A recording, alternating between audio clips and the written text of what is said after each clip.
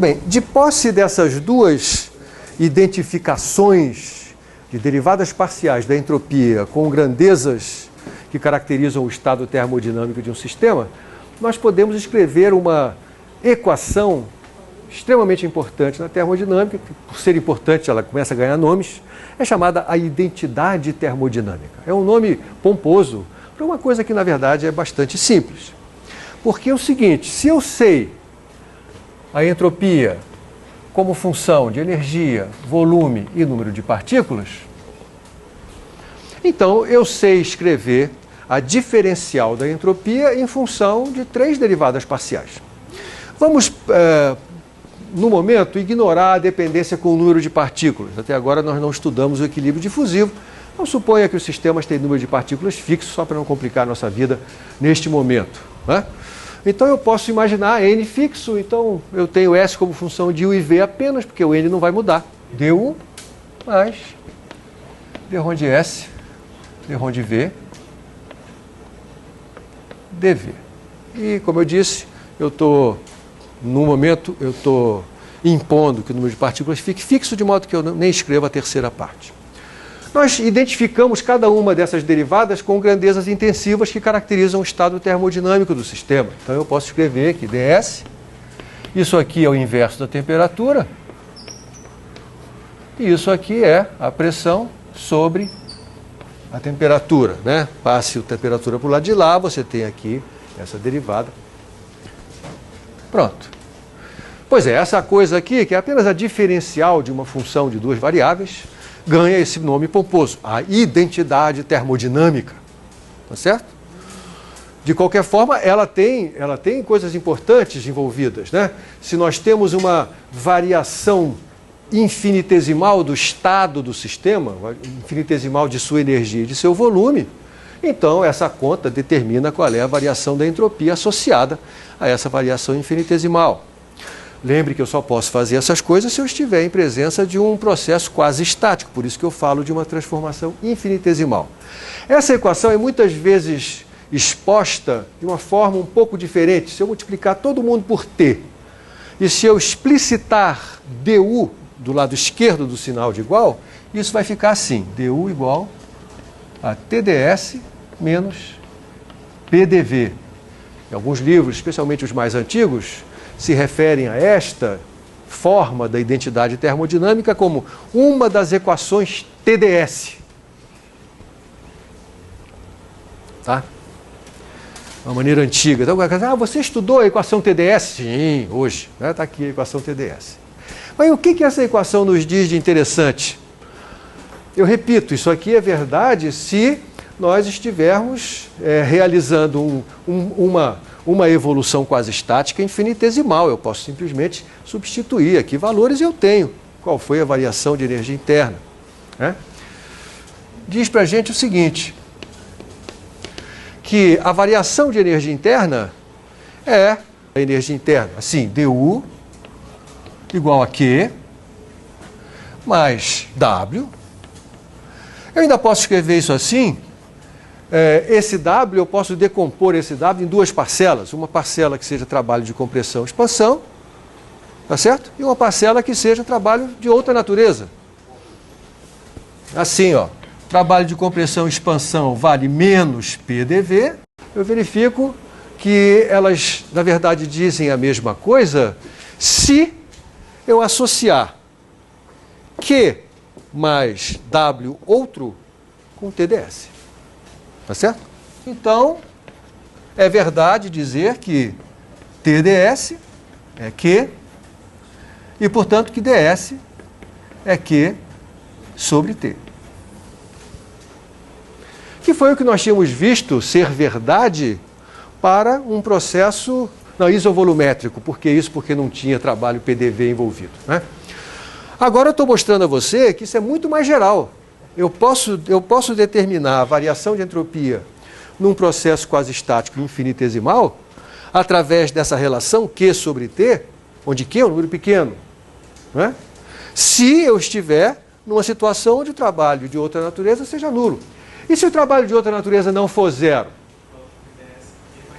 Aí ds vai ser Q mais esse trabalho sobre a temperatura. tá certo?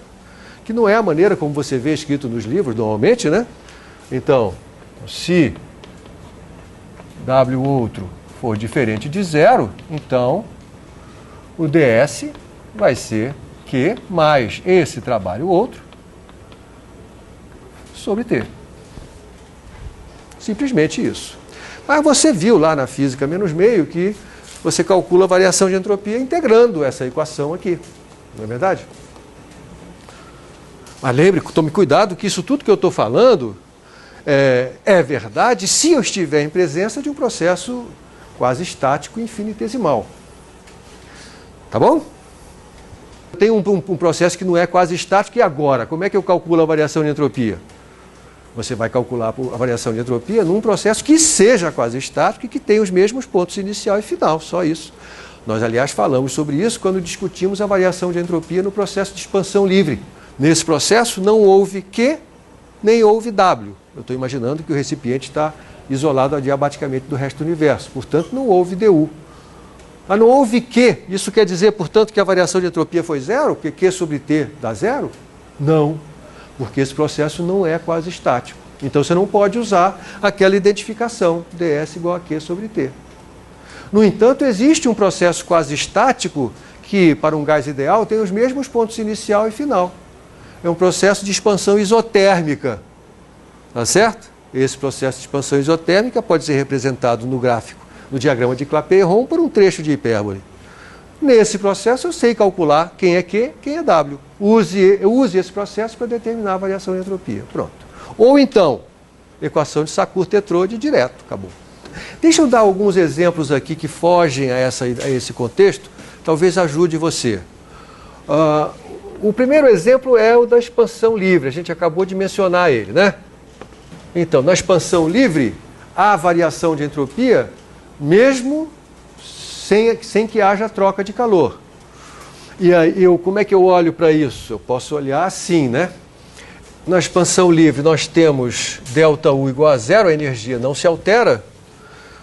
E, portanto, bom, se eu faço uma expansão livre para um volume, para uma mudança de volume pequena, eu posso escrever isso assim. Isso implica em termos TdS menos PDV igual a zero, ou TdS igual a PDV. Isso aqui é verdade, isso aqui é a identidade termodinâmica que eu estou usando direto neste caso. Verdade? E houve uma expansão, quando dV é um número positivo, portanto PDV é um número positivo, portanto TdS é positivo. Isso independente de eu ter um gás ideal ou não. Tá certo? Então um processo de expansão que não modifique a energia interna do sistema, ele vai naturalmente criar entropia, mesmo que não haja calor entrando no sistema. Nós nos referimos a um processo como esse, é um processo de criação de entropia. Tá? Outro processo que cria entropia, processos mecânicos podem fazer isso, Alan. Né? Outro processo que cria entropia é esse aqui. Ó. Imagina que eu tenho um recipiente cheio de um certo gás com um pistão móvel. Aí eu dou um tapa nesse pistão aqui, de tal maneira que ele entre com uma velocidade muito grande. Uma velocidade, por exemplo, maior do que a velocidade do som dentro desse recipiente. O que acontece é que não há tempo suficiente para as moléculas se reorganizarem enquanto esse pistão está se movendo. Então ele vai comprimir as moléculas que estão perto dele. A pressão não vai ser a mesma ao longo do cilindro inteiro. É claramente um processo não quase estático. Né? A pressão aqui é maior e, portanto, o trabalho que eu vou realizar ao comprimir esse sistema é maior do que o PDV poderia nos fazer imaginar. Porque o P que o sistema alcança depois que ele se equilibrar vai ser menor do que a pressão que eu estou sentindo na hora que eu estou dando essa compressão abrupta no pistão. Tá certo? Então o trabalho que eu estou realizando sobre esse sistema é maior do que, nesse caso, menos PDV, porque o volume está diminuindo. Né? Então o trabalho é maior do que menos PDV. Acontece que quando eu deixar esse sistema equilibrar, a energia dele então vai ter aumentado de um certo tanto. Se você olhar para a primeira lei dizendo que ΔU, cadê ela? é Q mais W, como o trabalho que eu realizei é maior do que menos PDV, o calor trocado é menor do que esse calor que aparece aqui. Não é verdade? Isso quer dizer, na verdade, a entropia que eu estou criando é maior do que Q sobre T. Né? Então você tem aqui que TdS, vou escrever assim, DU, é TdS menos PDV, é isso que eu quero?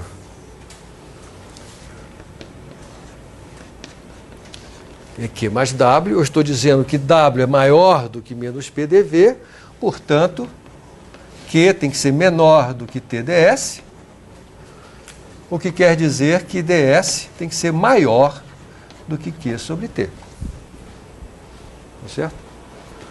Esse processo cria entropia adicional à entropia que é provocada pelo fluxo de calor entrando no sistema. Tá certo? Então, através de processos mecânicos, eu posso produzir uma criação de entropia que seja maior do que o Q sobre T. É isso que eu estou querendo destacar com esses dois exemplos.